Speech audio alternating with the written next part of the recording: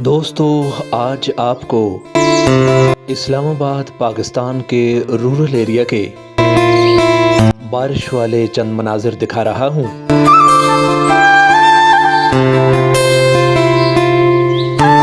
ये मौसम सरमा की आखिरी और मौसम बहार की पहली बारिश है।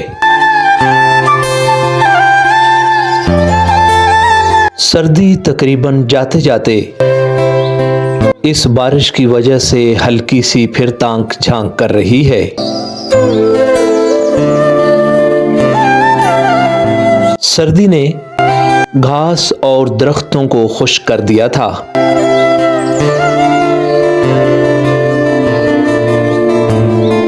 अब तकरीबन 50% सब्जा उग चुका है।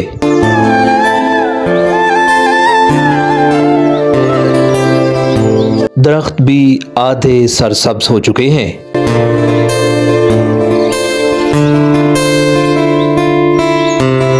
इस बारिश ने नीले आसमान को बिल्कुल साफ शफाफ बनाकर आज ज्यादा सफेदी दिखा दी है।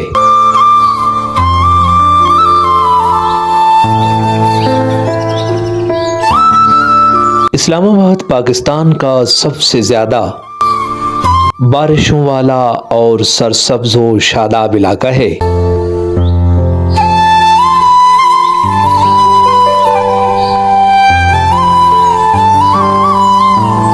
इस्लामाबाद दुनिया के चंद सरसब्ज व शादाब कैपिटल में शुमार होता है।